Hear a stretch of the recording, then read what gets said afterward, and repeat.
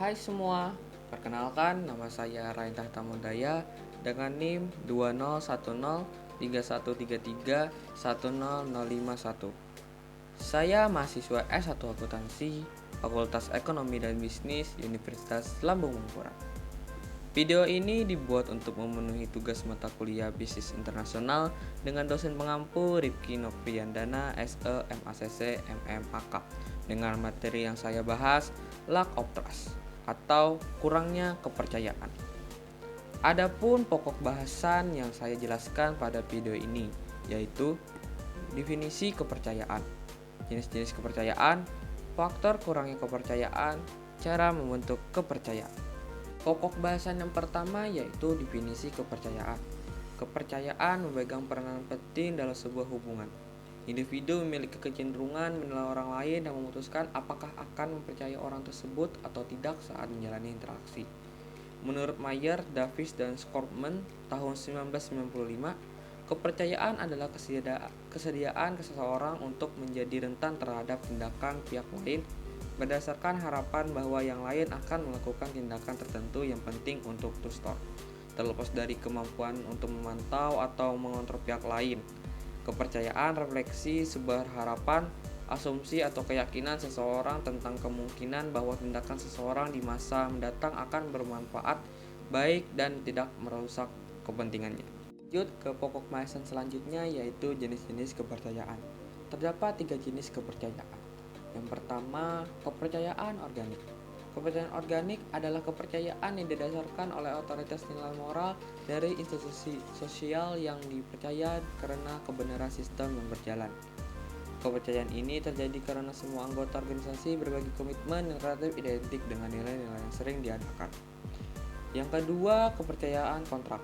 Kepercayaan kontrak adalah kepercayaan yang didasarkan pada keuntungan materi dan balas jasa. Kepercayaan ini dapat ditemukan dalam transaksi bisnis dan organisasi lain seperti serikat di mana pertukaran sosial dibatasi oleh aturan formal, peraturan, pembatasan, dan denda. Kepercayaan yang ketiga yaitu kepercayaan relasional. Kepercayaan relasional adalah kepercayaan yang terbentuk melalui interaksi pribadi di mana masing-masing pihak mempertahankan pemahaman kewajiban perannya dan memegang beberapa harapan tentang kewajiban peran yang lain. Pokok bahasan yang ketiga yaitu faktor kurangnya kepercayaan. Terdapat 5 faktor kurangnya kepercayaan. Yang pertama, pengalaman trauma. Pelecehan fisik dan emosional dapat meruntuhkan kepercayaan diri seseorang. Selain itu, juga bisa menyebabkan penderitanya depresi serta kecemasan.